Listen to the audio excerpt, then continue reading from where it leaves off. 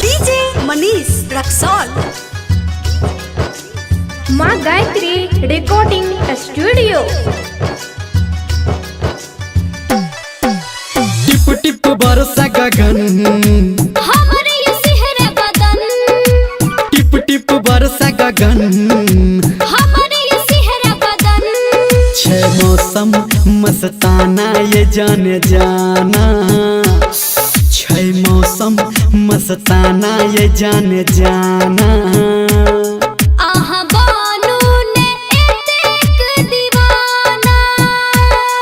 ये टिप टिप बरसा गगन हमरे ये सिहरे बदन। हाय टिप टिप बरसा गगन हमरे ये सिहरे बदन।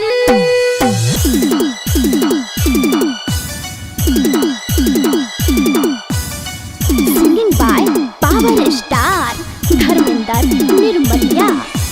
टिप टिप बरसा गगन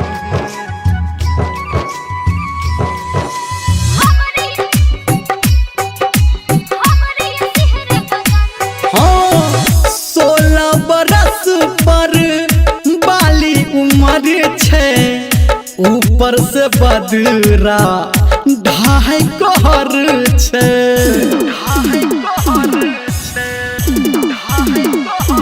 ये 16 बरस पर बाली उम्र छे। आ ऊपर से बदरा ढाई कहर छे। दूर हटू नहीं सटू यौ पिया।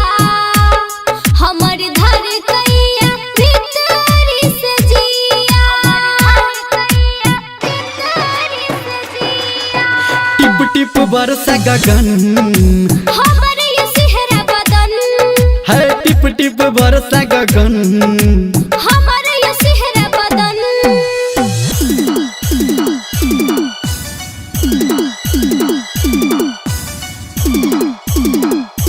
अभी आप सुन रहे हैं सावरिया म्यूजिक।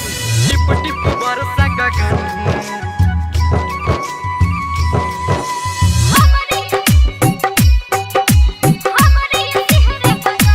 हाँ झम झम बारिश झमकल बरस के लागैया डर किया बाबू न कैस के।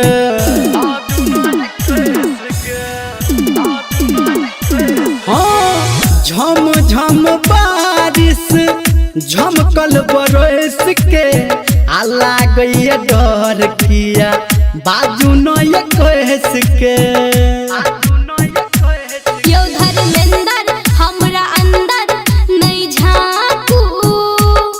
एना हमरा तरफ नहीं ताकू। टिप टिप बरसा गगन हमरे ये सिहरा बदन। आ हाय टिप टिप बरसा गगन